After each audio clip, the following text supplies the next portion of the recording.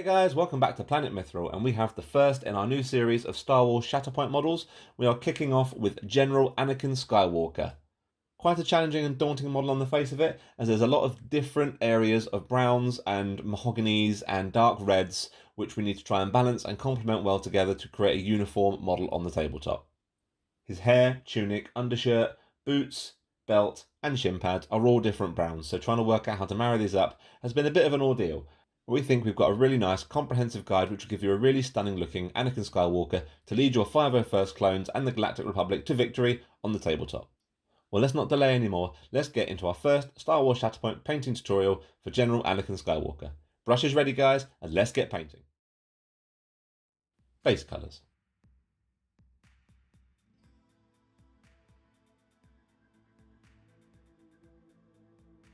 We're going to start by base coating Anakin's face and neck with Citadel Bugman's Glow.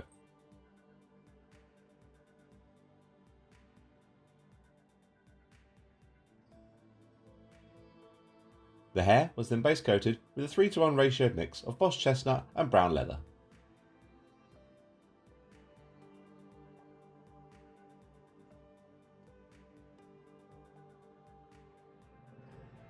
The undertunic was base coated with a 4:1 ratio mix of brown leather and red leather, to give it a nice little burgundy touch which will contrast well with the leathers when we finish those later on.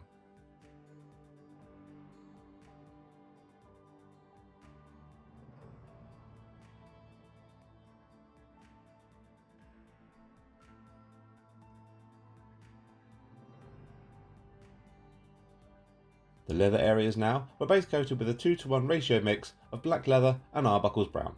This will give them a really nice, unique colour for us to work off for the following layering and highlight stages in just a bit.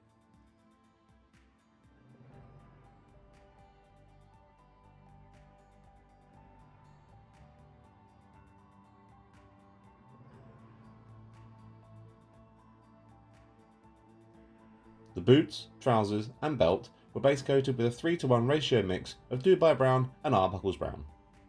One thing I will say for free is you're going to really get to know Arbuckle's brown in this tutorial.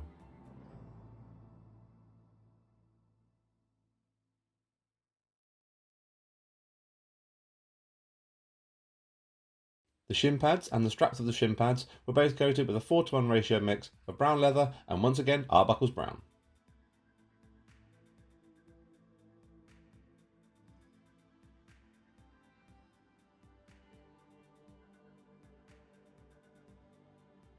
The gloves and wrist gauntlets were base coated with a 1:1 ratio mix of Eclipse Grey and black.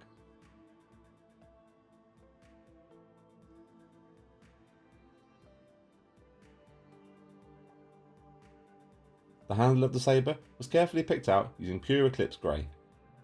The main body and shaft of the sabre hilt was then picked out with black metal, and the blade base coated with a couple of thinned down layers of sky blue.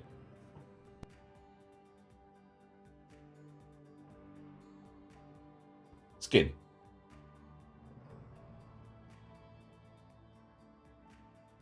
The face and flesh areas were given a layer with a 1:1 ratio mix of Bugman's Glow and Cadian Flesh Tone. This is done before the wash stage so we can get all our guides in for future layering and highlight stages. Once you're happy with how this looks, we applied a toning wash with Reikland Flesh Shade thinned down with some Lamia Medium.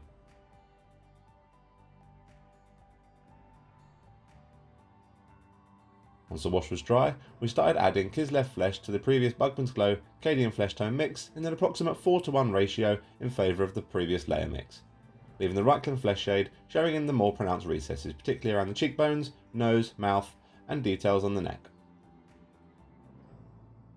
Increasing the amount of Kislev flesh to an approximate 3:1 ratio split for the next layering stage before we move on to the final highlight stage.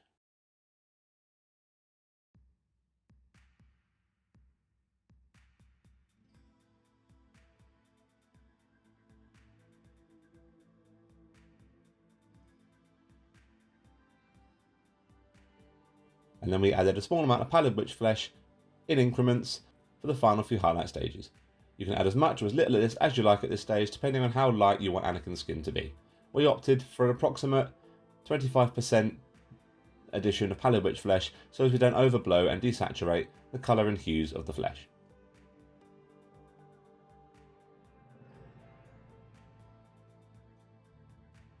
The lips and the scar running down his right eye are then very carefully picked out with a thin line of Bugman's Glow.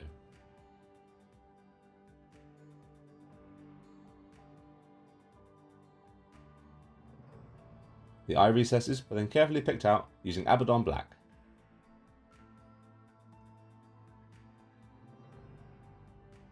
And then carefully, using 2 dots of Pallid Witch Flesh, finish off the eyes with a dot either side of the black line.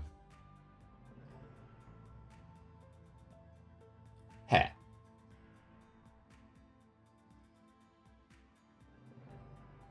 We applied a manual shade to all the hair recesses by adding more Arbuckle's Brown to the base coat mix.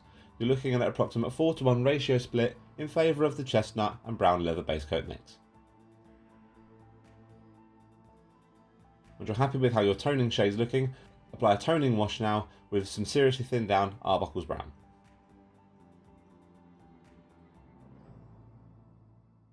Once you're happy with how this looks, we're going to start layering up the hair by adding in sandalwood to the base coat mix, in an approximate 3:1 ratio in favour of the base coat mix. We're going to focus on picking out the individual clumps of hair, leaving the recess shade and the toning wash showing in the recesses to create a nice sense of flow and movement across his head.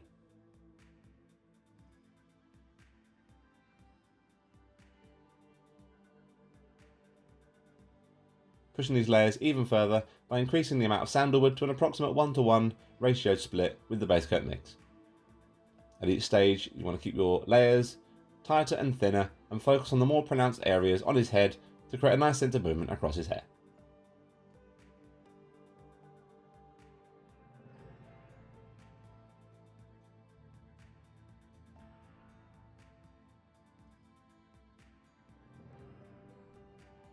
When you're happy with your layers and you want to move on to the highlights, you can start adding in Scalecolour White to the previous layer mix, and again just focus on pushing these highlights further and thinner.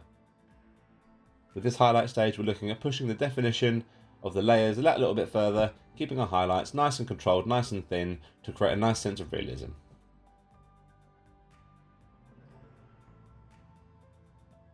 And then at this stage you can add more white in as many increments as you want, but try to avoid going too far with it so as to not desaturate the colour of the hair and wash out his hair with too much white.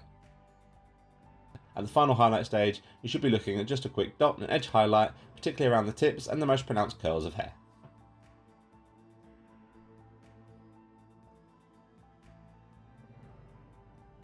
Undershirt.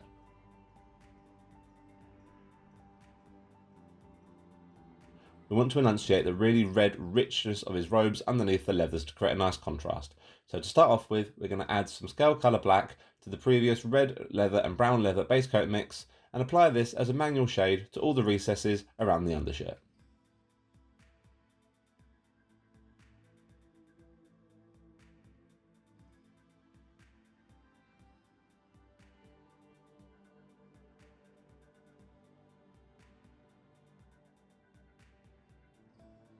When this is dry and you're happy with how your shading's looking, we're going to start adding in Harvester Flesh to an approximate 2:1 ratio in favour of the red leather and brown leather base coat mix, and start layering up and blocking out the larger areas of fabric, trying our best to leave the shade showing in the recesses to create a natural sense of depth and flow across the tunic.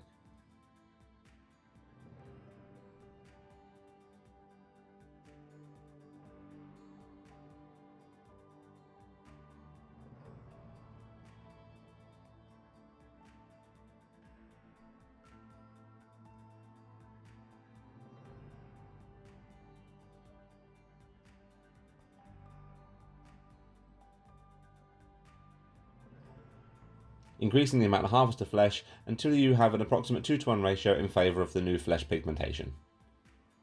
The good thing about these underrobes is they're very well detailed, the folds are very pronounced, so pushing these layers further and getting a nice sense of movement across them will not be too challenging to do.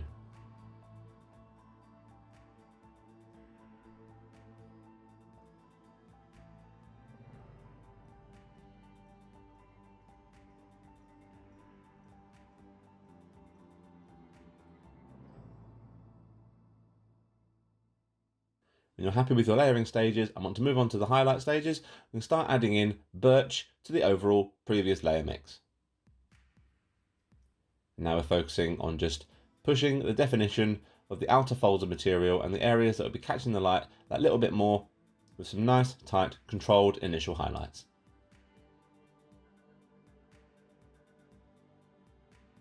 Working your way up in increments until your mix is an approximate 1:1 ratio split between the layer mix and the new addition of birch.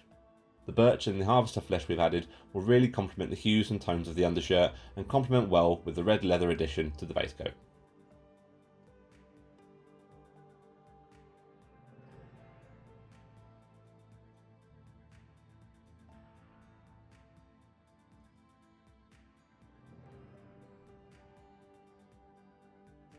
When you're happy with how it's looking, you can add white sands to the overall mix and apply some extreme edge highlights just to your preference.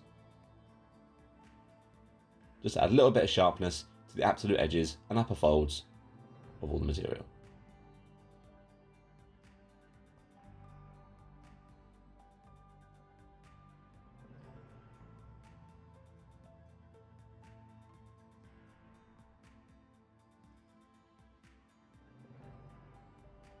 Leathers.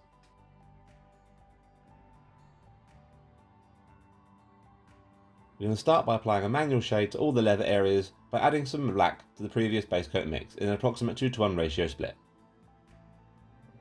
We're desperately keen to not make these leathers pure black, as we want to give a nice complementary colour which will match the hues and tones of the other browns we've used on the model. So try not to get this all over the leathers, focus purely on just the recesses here. Now we have our shading guide in place, we're going to relayer over with the previous base coat mix, leaving the shade showing in the deepest recesses. Now the leather area comparatively is quite flat compared to the tunic, so it's important that we follow our shading guideline and leave the shadows where we've put them in the previous stage, to get a nice natural sense of movement across the leather.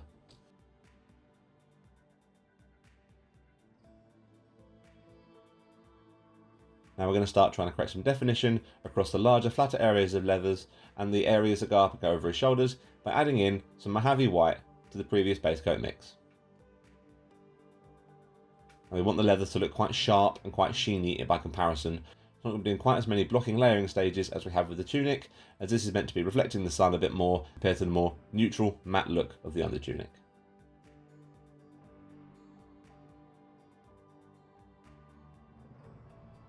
Increasing the Mojave white in gradual increments until you're working with an approximate 50-50 split of Mojave white and the original base coat mix as you continue to build up the highlights.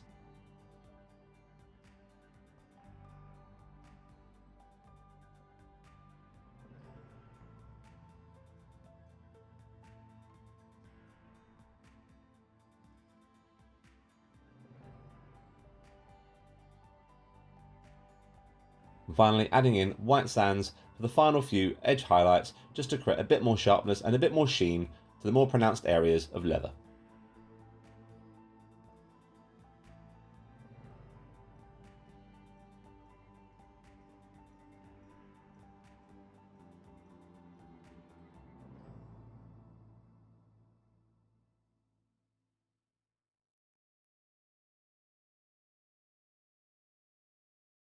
Trousers, boots and belt. We're going to shade the trousers, boots and belt now with a 50-50 mix of Dubai brown and Arbuckle's brown, and apply this as a manual shade to the recesses, framing the inner workings of the belt and all the pouches around his waist, as well as the recesses of the trousers, and creating some definition across the calves and the shoes themselves. Once this is dry and you're happy with how this is looking, we're going to apply pure Dubai brown now and start blocking out the layers.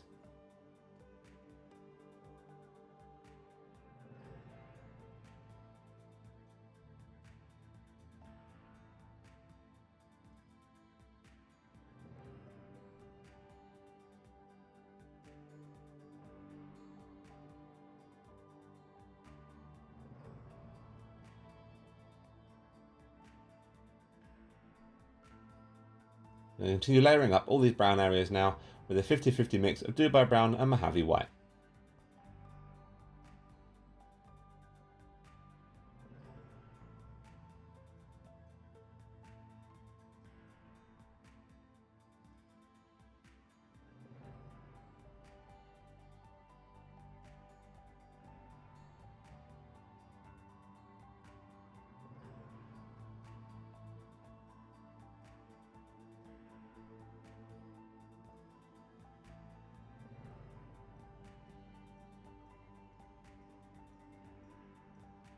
and then once again adding white sands to the overall mix in an approximate 2:1 ratio split for the final few extreme edge highlights.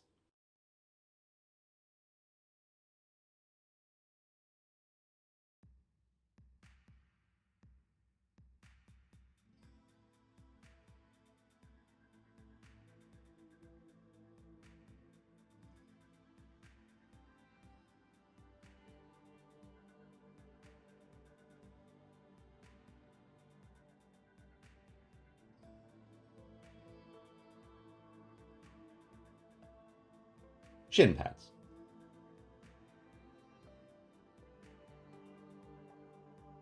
The shin pads were given a thinned down toning wash of pure Arbuckle's brown.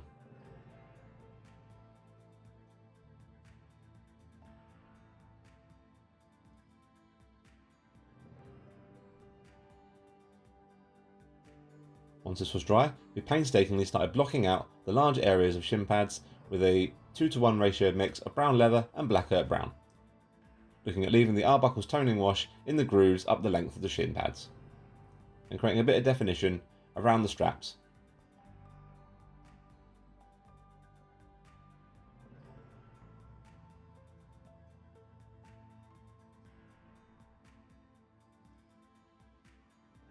And then increasing the amount of black earth brown in the mix and start framing each individual area of the shin pads themselves. This can be quite painstaking. Make sure you've got a good point to your brush to make sure you don't bleed over into the recesses. And then we're just going to frame the upper and lower areas of all the straps around, just to continue pushing the definition of all the leather straps.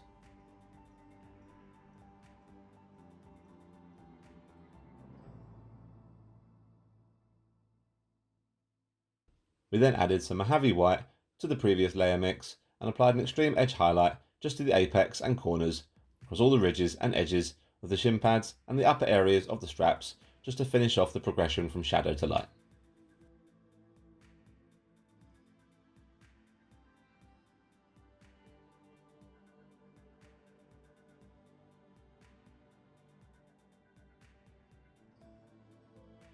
Gloves.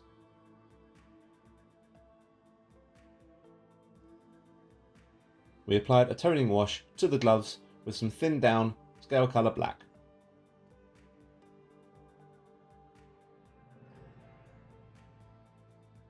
Once this was dry, we started layering up now using pure Eclipse Grey, focusing mainly on creating definition over the fingers and the hands, and creating some definition across all the straps that work their way up his forearms.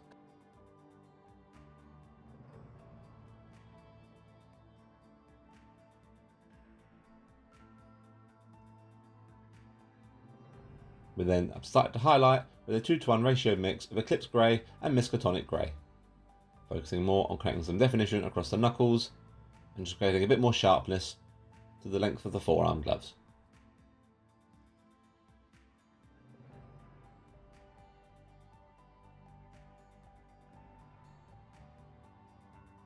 Increasing the amount of Miskatonic in the mix for a final dot highlight, just further pronouncing the knuckle joins, fingertips, and the outer areas of all the buckles and straps across the gloves.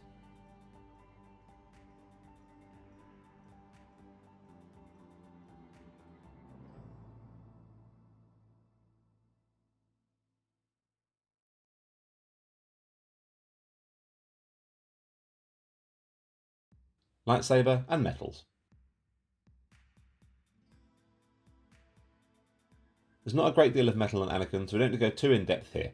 But what we are going to do is very carefully pick out any buckles, belt details, and metal patches on his gloves with some black metal.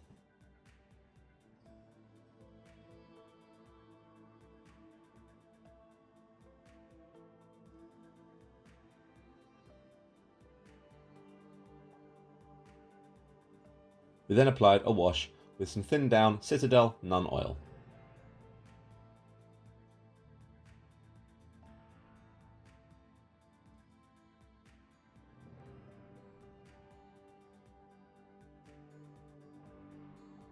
These were then given a quick extreme edge highlight with speed metal. At this point as well, we highlighted the lightsaber, focusing mainly on the length and body of the shaft and all the ridge details around the hill.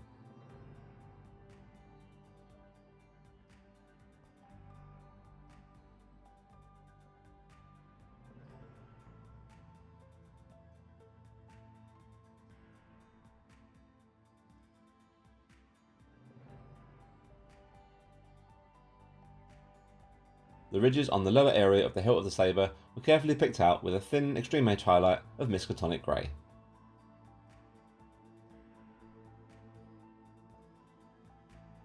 We then started working up the sabre blade. We started with a layering stage of a 3:1 ratio mix of sky blue and white and focused on just layering up the top half of the blade. We then increased to a 50-50 mix of sky blue and white and focused now on layering up just the very top area of blade to create a nice progression between the darker and lighter areas of lightsaber. We then further push this by increasing the amount of white in small increments until we have an approximate 3:1 ratio split in favour of white, and just created a very thin source of light which represents the inner workings of the blade. And there we have it, finished Anakin Skywalker, our first Shatterpoint model, and it certainly will not be the last.